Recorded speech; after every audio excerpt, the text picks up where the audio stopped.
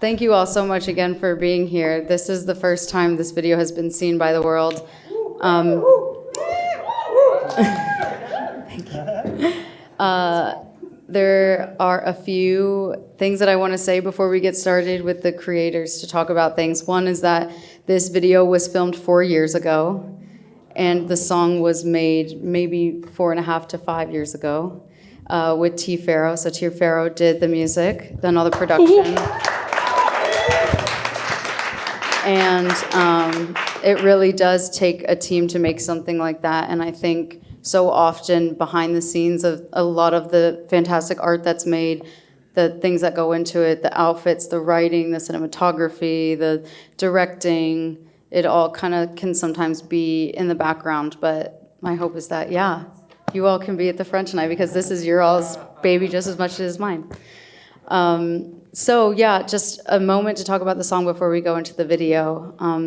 In regards to the song, this was the first studio session we ever did together. We wrote this song. Oh yeah, and we've got some great VTS provided by Eden J, Lyra Otis, some on film and some in color.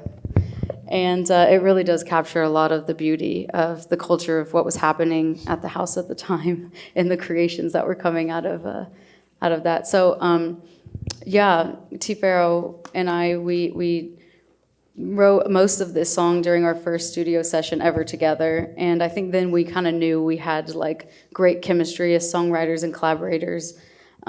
So I would like to give the floor to you to talk a little bit about the production and the process. Yeah, so Angel and I had met like shortly before we started the session, and we had a session at the house, in the studio, or my house actually at the time, and we had this little Digitact, this little drum machine that I have, and we kind of composed everything on like 6 tracks, and it's just like simple drum elements at the time, maybe a couple like just percussive elements, and we had this loop going. Sounded good. At first it was gonna be like a techno track. I think it's because like that's where we met. Like honestly, all of us kind of like know each other from the rave scene. So we're like, we'll make a cool like techno track. My family's here. Well, it was like we're like, well, let's make a cool techno track, and it was like honestly the bridge kind of shows it off the most. But yeah, it was just kind of like just 4 on the floor kick, and yeah, we had this little loop going, and then we're like, this sounds great. Well, this is a good start. Sent it over. We finished the session, sent it over to her, and then like a couple days later, she sent these vocals over, and I was like, all right, this is a vibe. And then, everything just kind of builds up from there.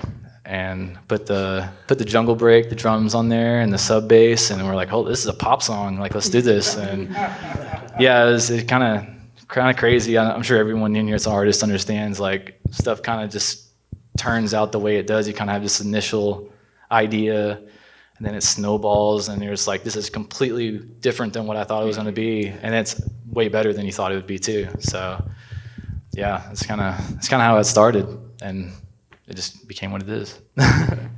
Yeah, and I think you mentioned it being a few days for the lyrics. Actually, it was a little bit longer because I was struggling to write to a track like this. I grew up singing like gospel and country pop, and I was like stepping into this brand new realm, and I didn't really know what to do with this techno pop track. But at the time, David, myself, and Stivan and Webb, we were all living in a house together along with a few other amazing artists, and we were in Miami at a Santeria magic store just for like funsies, lighthearted funsy. And then I saw this little card that was a really famous Michelangelo painting where the angel is spearing the devil, and I kind of had a vision where I saw myself in both of these characters, and I saw that like the lightness sometimes depends on the darkness to be light, and I just saw like the symbolism of yin and yang, and I think it's at that point I started to explore some of that in myself and understand how to make balance with the little angel on my shoulder and then the little devil on my shoulder at the rave. And realizing that I am both of these things, and it's my responsibility to figure out how to balance them and play with them. And that's where the lyrics come in. There is a melodic element that like floats over and is the angel part of my identity. And then there's this very speaky, talky, rumbling dialogue. And throughout the song, they kind of talk with each other and have a dialogue. So that is a little bit about the song. And now I want to move into, also thank you to Pharo for sharing. Thanks for having me a part of it. Appreciate you all. Thank you all. Now I want to move into the visual rendering of this, which is the video. And I would like to start with Webb's perspective. If you all don't know, the Web Has No Weaver. Please follow everything she does. Thank you. She's a dear friend of mine, and honestly, especially after doing this project together, I realized that she knew me better than I knew myself, and these different parts of me that she brought to life. Not only did she obviously make the outfits, I mean, you can see, and here are the outfits over here, real life outfits from the video. But she also wrote and directed the video, co-wrote with her partner Stivan, but was the primary writer and director of the video.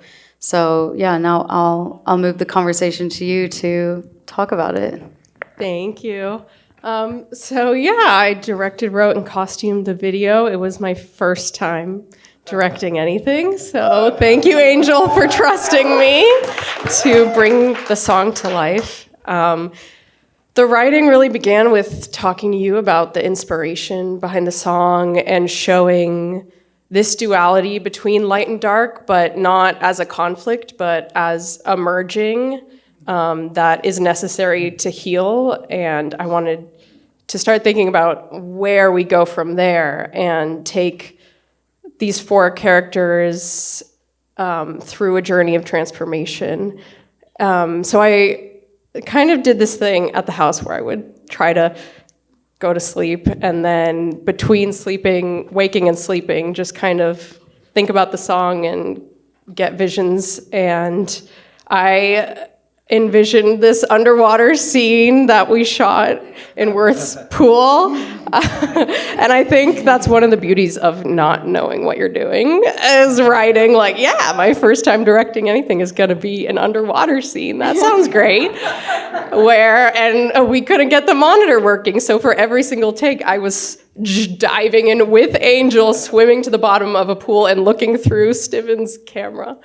Just one of the examples of how much fun we had shooting this video, figuring it all out as we went along. And so yeah, I envisioned these 4 characters kind of embodying the 4 elements: water, fire, earth, air, and that kind of informed where I went with the costumes. We have Angel over here, which is all made, everything I make is from secondhand materials. It's all secondhand bed sheets. Thank you. Bed sheets and an old vintage wedding gown. And Edwin Ramirez made this amazing mask that really helped us tell the story of Angel and who we call Shadow, the red character, merging by moving the eyepiece. And yeah, the red piece, it's all collaged thrift finds and a motorcycle helmet that Angel had lying around. And we call her Womb, the underwater character. That's all secondhand electronic waste, like cables, headphones, that kind of thing. And we made an entire backdrop as well, where we just took chicken wire and wove cables through to kind of make it look not like it's a swimming pool and make it look as ethereal and otherworldly as possible. And then Goo is who we call the gooey rainbow mess in the tree line. This was all pretty much shot in our backyard. With exception of the pool scene, shout out to Worth and the also field. the field, which was Eleanor's field. It was really close to our property. Yeah, so yeah, shout out to them. Yeah, all in Goshen. Thank you. Yeah, thank you so much. And yeah, that was just kind of collaged tights. Nothing special. It was getting covered in goo anyway. So yeah. And I just want to reiterate that, like, thank you to everyone who worked on this, because it really takes a village, and it was just it's really heartwarming to see these BTS photos that I've never seen before, because we made this 4 years ago and it really captures such a magical time in our lives. Like Stivan and I just literally moved here from New York, landed at your beautiful magical home with David, and we just all found ourselves in that house. And like, I taught myself how to sew and you taught yourself music, and this feels like it's been a long time in the making. So nice that it's out in the world, and thank you all for coming.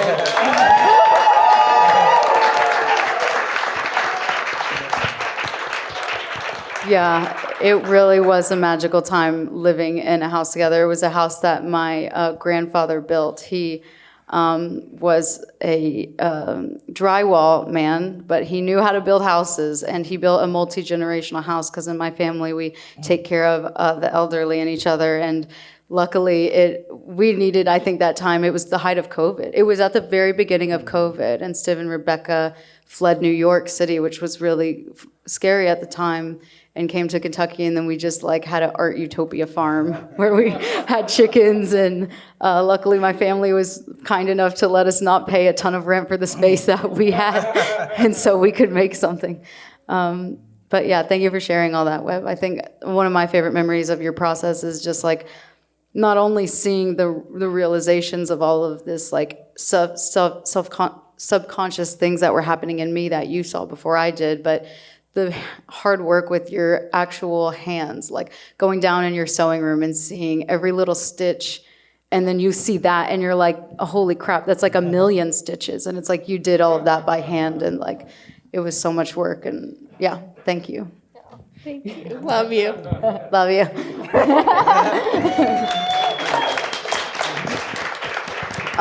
Next, I want to move the conversation to Stivan, who was the primary videographer and shot everything, along with co-videographer David, but was primarily and Worth on the and drone. Worth, of course, yes, and Worth on the drone. Love you, Worth. But yeah, and director of photography, and also even a little bit of co-writing with Webb at some points. And so yeah, I want to turn it over to you to talk about your process. Yeah, sure.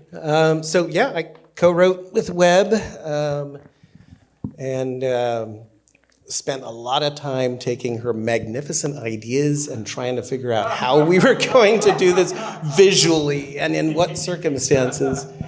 And that was a magnificent challenge. As a visual artist, I always find it kind of a peculiar puzzle trying to talk about, you know, what I'm looking at in visuals and using words for it. It's like it never really feels adequate. But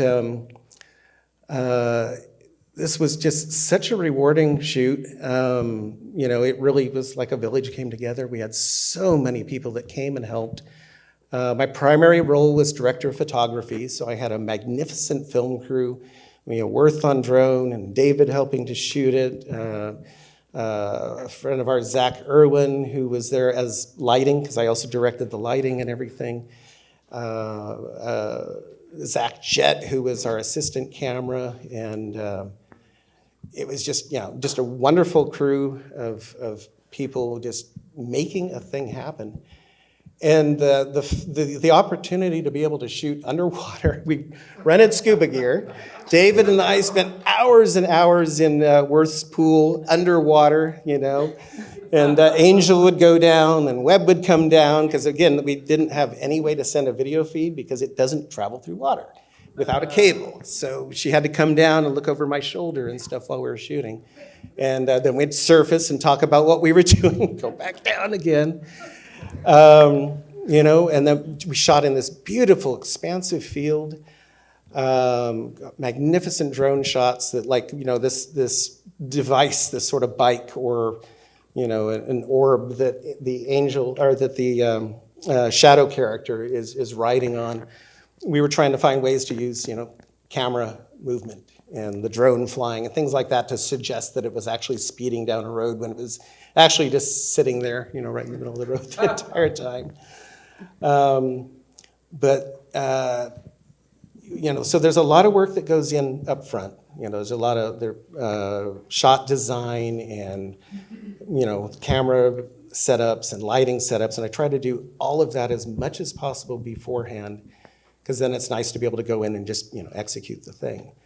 But especially on a lower to no budget production, and when we are trying to do so much, we're so ambitious with this thing. You also have to be flexible, and you have to be able to pivot, and you have to be able to,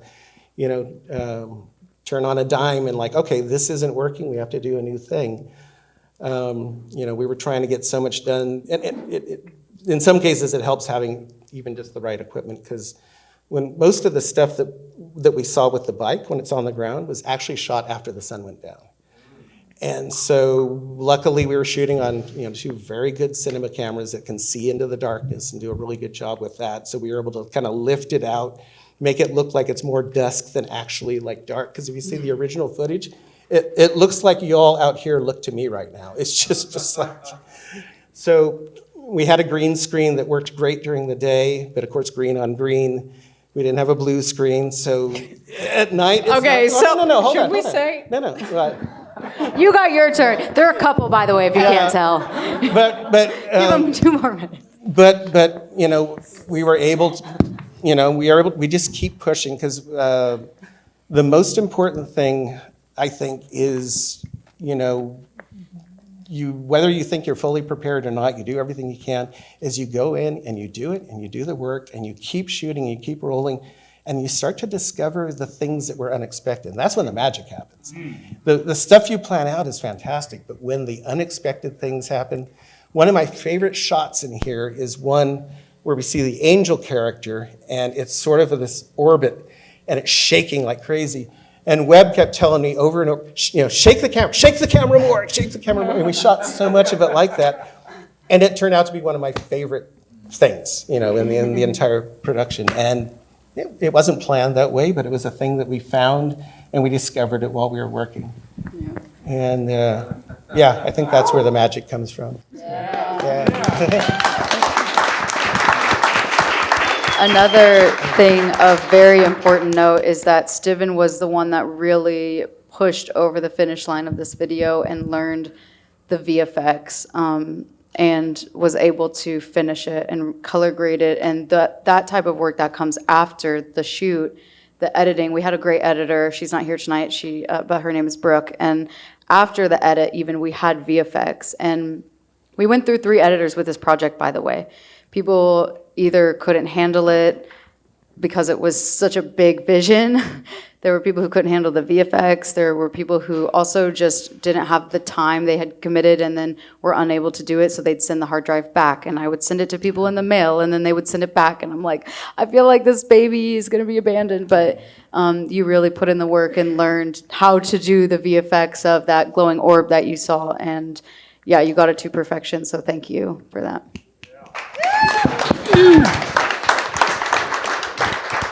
And last but certainly not least, we got our, what I call the Jester of all trades on the set. And you always need one, Yeah. So at this time, I will introduce David, who did a lot of different everything, and because he had a lot of interest in a lot of different skill sets, but primarily also AD'd the set and made sure everything stayed in order and there was organization and harmony and people were comfortable, which is a huge part of working with a big team, especially when you've got a really tight schedule and you're up against elements like, diving in water every 5 minutes. So I'll let you talk a little bit about your process. Thank you. This was an amazing experience. The house was amazing. It's just a time that can't be recreated, and I'm so glad that we have this memento to remember it. And I'm so proud of everyone for working their hardest on this. I want to start off with a statement. It encompasses everything that I believed in for this whole shoot, is make cool art with your friends, step into roles you've seen others do, and make things work, and wear as many hats as you can. Some people stress themselves out and think, I'm not prolific at this one role, so I need to hyper-focus on this skill set, and end up narrowing their opportunities and belief in themselves. They also are narrowing their growth in general. By knowing and working in others' roles, you can do your role better because you understand what they need to do and how to enhance said role. So just have fun with your friends. Do cool shit. Do cool shit. That's basically it. Like, so, you know, normally I'm on the editing role, but for this video I was AD, so I was talking with everyone, making sure everyone's happy. Scuba diving, Videography. dailies, second camera op, projectionist, helping with lighting, just coordinating everything. And I really love that. I get to see all aspects, and that's I'm gonna keep it short and sweet, but that's my main thing is if you're wanting to create something and you're feeling anxious about it, that's where you should be. You should step into that role. You should not be afraid. If people are being rude to you when you're trying to step into that role and make suggestions, that's not who you should be working with. You should create cool art with your friends. You should try new things, and you should just get it done. Because we went through a lot of difficult times with this video. We had a lot of editors. We had a lot of weird stuff happen, and we never gave up. And like one of my favorite things also is Tyler said he had just met us. He came in, he saw how much effort we were putting into this video, and he went back and put more effort into the song because he's like, oh, I got to step it up. Climb the ladder with your friends. Make cool art. That's it.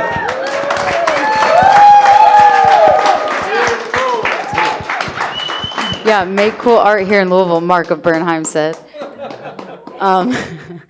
Also, at the end of this too, if you had a hand in this project, I'm going to ask everybody to come up and bow together if that's okay. So just think about that. But before I do that, I think a few messages of stuff we've all like covered today, which is like, if you have a vision and you have the right people and the right tools and the love for each other and the egoless nature to build something together, like you can make work like this on not a really big budget at all.